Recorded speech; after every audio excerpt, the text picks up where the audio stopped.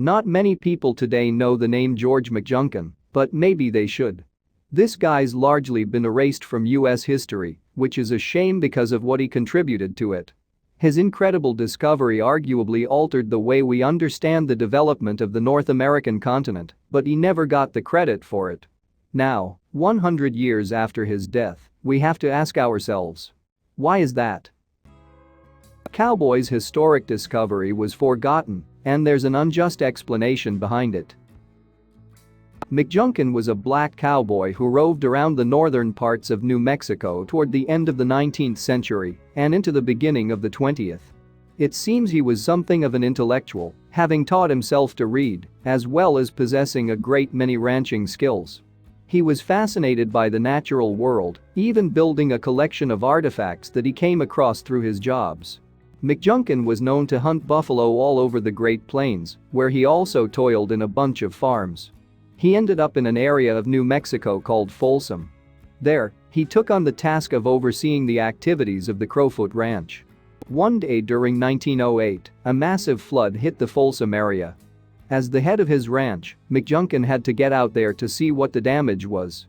And as he tended to his land, he noticed something intriguing. He didn't know it in the moment, of course, but McJunkin was about to make a discovery that would change our understanding of the US forever. Tragically, though, this was never recognized during McJunkin's own lifetime. For the remaining 14 or so years of his life, he attempted to show people what he'd found, but it was always in vain.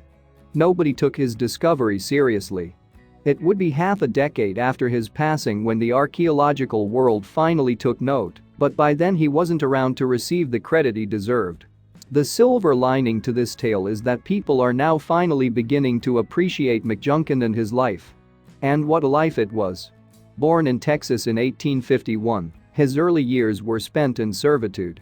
After the Civil War concluded, though, he upped sticks and made for New Mexico, where he planned to live a free life. Pretty much McJunkin's whole life had been spent near horses, so it was only natural that he came to ride them. He was good with ropes, and his dad had been a blacksmith, which presumably gave McJunkin some handy tips. In short, he'd acquired some fundamental skills for working on a ranch. And that's exactly what he set out to do when he made the move to New Mexico. McJunkin quickly established himself as a cowboy, and a good one at that. Locals began to think of him as among the most talented horse breakers in the area. And there were other feathers to his bow, too.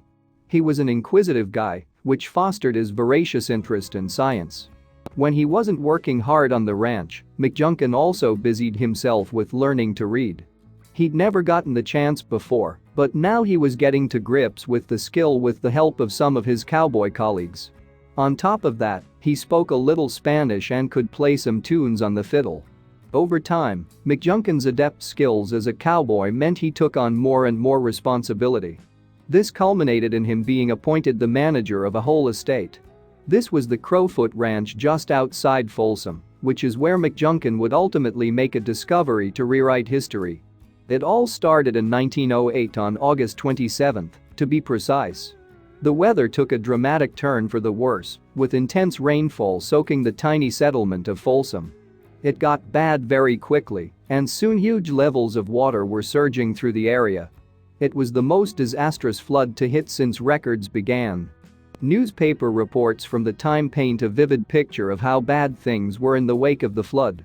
Water was gushing through the streets, with houses and workplaces left in total disrepair. Citizens had been forced to go up onto roofs for safety, but not everyone made it. No fewer than 17 individuals lost their lives. This was the context for McJunkin going out to survey his land following the catastrophic weather event. He needed to see how badly his ranch had been affected, so he and a pal named Bill Gordon went to check it out. And while they were doing so, Gordon noticed something. A new waterway had been formed in the land. McJunkin then took a look at this fresh waterway, which proved to be an important decision. Because as he checked out this new stream, he spotted them. A pile of enormous bones on the ground. The cowboy was taken aback. These bones looked like they belonged to a buffalo, but they were far larger than any buffalo he'd ever encountered. Something strange was going on here. As something of an amateur natural scientist, McJunkin had a hunch that these bison bones were really significant. Given their vast size, he reasoned that they simply couldn't have come from any species still alive during his own time. Correctly noting that he'd discovered something remarkable, McJunkin retrieved some of the bones and brought them back home. Despite McJunkin's remarkably astute intuition, though, nobody took him very seriously. While he rightly remained sure that these bones were important, no one else seemed to care. And for the next 14 years of his life, the cowboy tried and failed to get people to come and investigate the area where he'd found them. McJunkin did his best to get people to listen. He sent letters to experts, and he even presented the bones he'd taken from the site to some of them. But still no one would come. He eventually passed away at the beginning of 1922, never to learn the true ramifications of what he'd found all those years ago.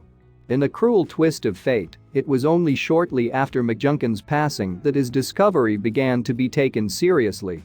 Around half a year later, one of the experts he'd pleaded with to come visit the site finally did so. This was Carl Schwackheim, who took a team along with him.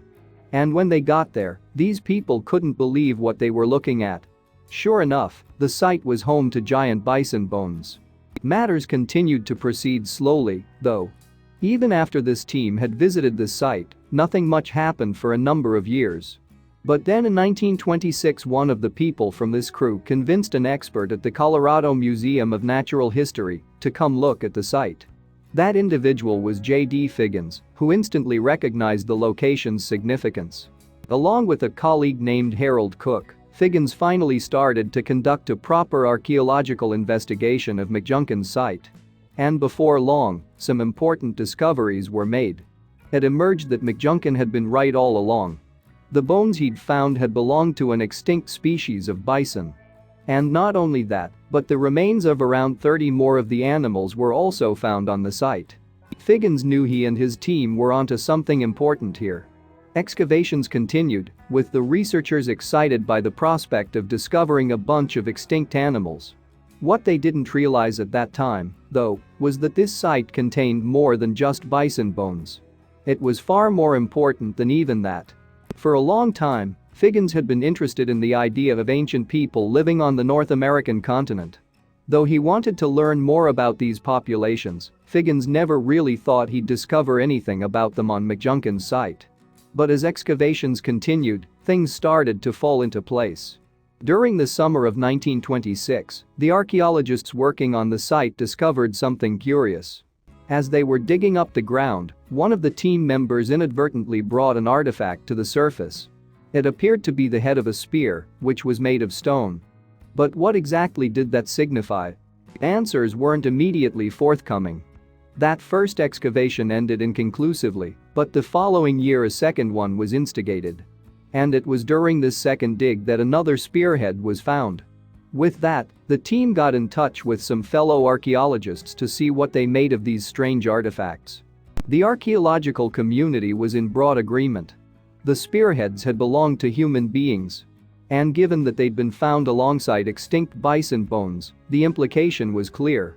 These people had been around a long time ago. As it soon became clear, they'd actually lived more than 11,000 years back. Hearing this story nowadays is interesting, sure, but the significance of the discovery might be lost on many of us. But that's because we aren't privy to the historical context of the 1920s. Back then, it was widely believed by most reputable experts that human beings had only been present in the Americas for around 3,000 years. Now, that theory had been blown out of the water. McJunkin's site had shown archaeologists that humans were around in America for far more time than was previously accepted. Native American communities had actually long been arguing that their history on the continent stretched back much further than was broadly acknowledged. Now, in the wake of the excavations in Folsom, their claims were being vindicated. So, the entire story of the Americas was rewritten as a result of what was found at this site in Folsom. And without the cowboy George McJunkin, maybe none of that would have happened. At the very least, it might well have taken the archaeological community far longer to get to grips with all this ancient American history. The question is, then, why was McJunkin's part in all this overlooked for so long? Sure, He didn't purposely set out to learn about the ancient history of America. And despite his inkling that his site was important, he didn't fully appreciate just how significant it was. But he still knew enough to draw attention to the area, so surely he should get at least some credit. Yet when all the archaeologists were writing their academic articles about the site and its contents, McJunkin's name was never mentioned. Why is that? Well, a look into some of their political affiliations speaks volumes. Figgins, most notably, was in the Ku Klux Klan during his lifetime. Was a person like that ever likely to give a black man like McJunkin any credit? In a January 2022 article for the anthropology magazine Sapiens, archaeologist and historian Stephen E. Nash wrote that, as far as he can tell, McJunkin's name only pops up in academic writing around the year 1946. That's in a book called The Lost Americans by Frank C. Hibben, in which the author incorrectly claims that McJunkin found the bison bones and the spearheads in 1925. In reality, McJunkin died in 1922. That account is questioned in a later article that appeared in a publication called New Mexico Magazine. For this piece, an archaeologist named George Agagino attempted to figure out the truth of McJunkin's role in the Folsom site discoveries. He consequently read a lot of material, but he also considered stories passed down through word of mouth. According to Agagino, it was definitely McJunkin who first discovered the Folsom site and the buffalo bones it contained. But he hadn't known about the spearheads. As Agagino phrased it, none of the archives has a single sentence suggesting that McJunkin found, or even considered, the hand of man in the destruction of the bison. Even though McJunkin hadn't been aware of the spearheads, Agagino gives him lots of credit. He wrote, George McJunkin's discovery was the start of a new and thrilling chapter in American prehistory, the story of the Paleo-Indian who entered the New World by way of the Bering Strait well over 12,000 years ago. As these conflicting accounts illustrate, McJunkin's role in this story is quite muddled. And all this confusion has contributed to McJunkin being pushed to the margins. If the original archaeologists had actually written about him and explained his part in the tale, though, all this could have been avoided. But even if McJunkin never knew of the spearheads, he most certainly discovered the Folsom site and the bones. And for this, he deserves credit. To that end, steps have finally been taken to recognize his achievement. In 2019, McJunkin was added to the Hall of Great Westerners, which is managed by the National Cowboy and Western Heritage Museum. Admittedly, this gesture has come very late in the day. January 22, 2022, was the 100-year anniversary of McJunkin's passing, which means his recognition as a great Westerner came only slightly less than a century after he died. But at least now more people know his name and the part he played in writing ancient American history. As Stephen Nash pointed out in his article for Sapiens, the achievements of minorities are often overlooked in history. He wrote, sadly, credit often goes to the powerful and connected, not to the people who actually do the work. Gender, race, status, and age discrimination often play a role in these narratives. The telling of McJunkin's story, then, is important, as it represents an opportunity to right some historical wrongs.